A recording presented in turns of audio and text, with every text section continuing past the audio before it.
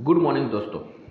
मैं हूं संतोष और आज फिर एक नया टॉपिक के साथ। आज का टॉपिक है ईगो से कैसे बचें। और ईगो का मतलब होता है घमंड। आप हम सब हर किसी के लाइफ में ये वर्ड बहुत कॉमन है और हमें इस वर्ड से रियल में बचना चाहिए। ईगो एक ऐसी खराब आदत है और एक ऐसे स्टेट ऑफ माइंड है जो इंसान को बहुत नीचे ले जा सकता है, जो इंसान को बर्बाद कर सकता है, जो इंसान को सबसे नीचे ढकेल सकता है। चाहे उसके अंदर कितनी भी कैपेसिटी हो, कैपेबिलिटी हो, नॉलेज है, बुद्धि है, पढ़ा लिखा हो, ये सारे कुछ भी काम नहीं आएंगे अगर आपके अंदर ईगो हावी है। तो अगर मैं इसे सिंपल तौर से डिफाइन करूं तो ईगो और घमंड जिसे कहते हैं ना, ये माइंड का एक स्टेटस है और माइंड का एक स्टेज है। इस स्टेज में इंसान को सही गलती के बारे में बहुत ज़्यादा डिफ्रेंशिएशन नहीं कर पाता है। इंसान अपने आप को ही हमेशा सही साबित करता है। इंसान के अंदर किसी की दया, किसी के ऊपर क्षमा, दया, ये सब नहीं कर पाता है। इंसान अपने आप को लगभग जानवर के आसपास लेकर चला जाता है। यानी कि एक जानवर और एक इंसान के अंदर बहुत ज़्यादा अंतर होती है, लेकिन अगर घमंड और ईगो बहुत हावी हो जाए तो आपकी तुलना एक जानवर से भी की जा सकती है। घमंड बहुत खराब आदत है।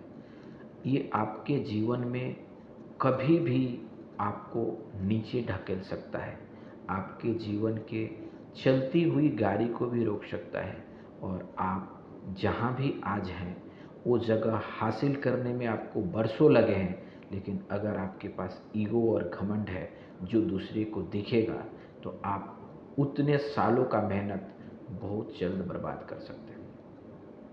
मैं इसको अपने हिंदू ग्रंथ रामायण से ही कंपेयर करता हूँ। रामायण में भी है और महाभारत में भी है, लेकिन रामायण में आप देखे होंगे कि राम और रावण ये दो कैरेक्टर है। राम में दो ही वर्ड है, राम में दो ही अक्षर है राम, और रावण में 3 अक्षर है। नाम में भी राम छोटा है और वो हमेशा विनम्र और किसी तरह का ईगो उनके ऊपर हावी नहीं हुआ।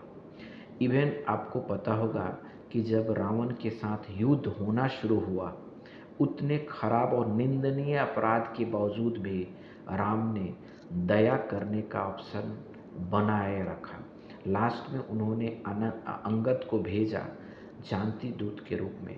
तो लास्ट मौका है, अगर इससे भी झगड़ा या इससे भी किसी तरह का जो युद्ध है वो रुक जाए, जिससे अच्छी होगी और समाज के लिए भला होगा, तो उन्होंने कोशिश किया।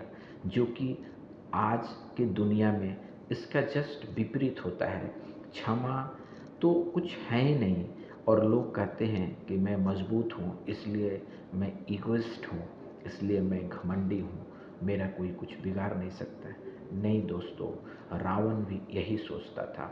रावण के अंदर भी यही घमंड थे कि मैं बहुत बुद्धिमान हूँ, मैं सारा ग्रंथ का नॉलेज रखता हूँ, मुझे बहुत सारे आशीर्वाद मिल रखे हैं, बहुत सारे वरदान मिल रखे हैं। ब्रह्मा विष्णु महेश भी उनको वरदान दे रखे हैं। उन्होंने सारे ग्रह को अपने अंदर में दबा कर रखे थे, मुट्ठी में बांध कर रखे थे अपने घरों में।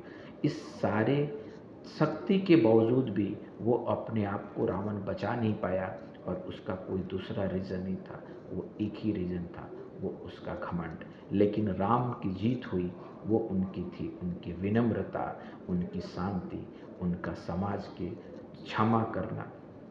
और आपको समझ में आया होगा कि क्षमा करने में ही सबसे ज़्यादा बड़प्पन है, क्योंकि अगर आपके अंदर शक्ति है किसी को दंड देने का, आप उतने बड़े हैं, महान हैं, उसके बावजूद भी अगर आप क्षमा कर देते हैं किसी को, तो मैं यही कहूँगा कि आप रियल में महान हैं।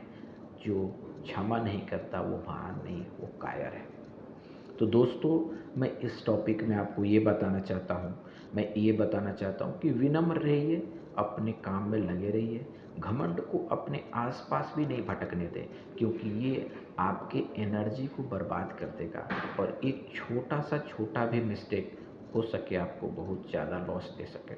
तो दोस्तों, मैं इस टॉपिक के इसी के साथ बंद करता हूँ और मैं उम्मीद करता हूँ कि आपको मेरे इस वीडियो से कुछ सीखने को मिला होगा। अगर आपको अच्छा लगा तो please share to other friends. आप मेरे चैनल को सब्सक्राइब करिए, लाइक करिए। धन्यवाद दोस्तों।